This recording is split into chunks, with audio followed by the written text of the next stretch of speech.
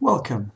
So this question says, what is the resistance of a cylindrical resistor that is made of material that has a resistivity of 4 ohm meters, a length of 3 meters, and a cross-sectional radius of 2 centimeters?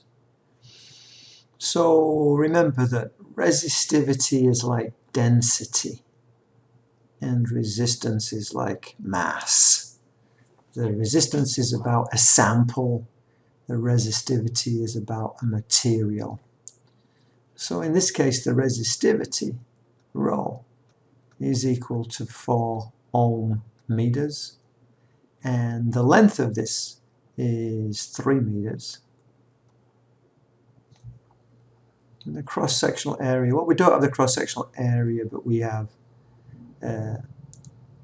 R is equal to 2 times 10 to the minus 2 meters. Let's get it into standard units to begin with. And the relationship I'm going to work with is R resistivity is equal to rho L over A.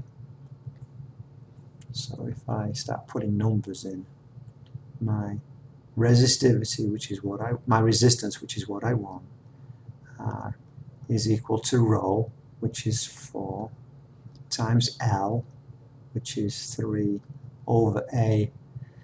Now my A, well, we need to do a bit more work, don't we?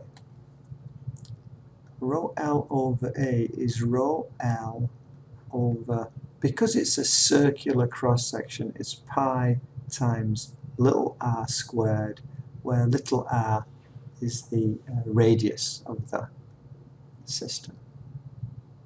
That little r keeps misbehaving. So now we can put some numbers in.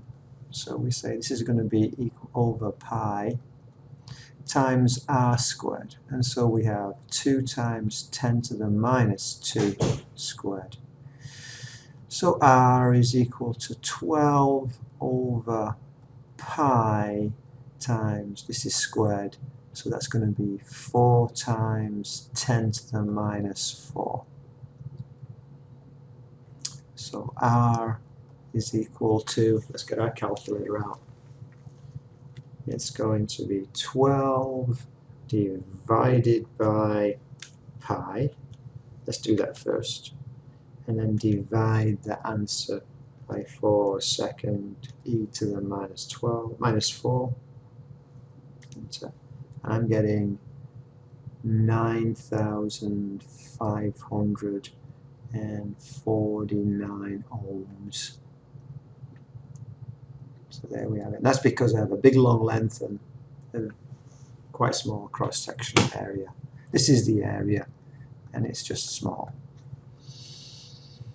So let's see. Most common mistakes on something like this, either not knowing the equation, which is, you got to know the equation.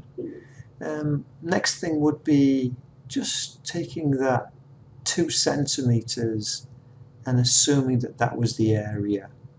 It's clearly not, it's a radius.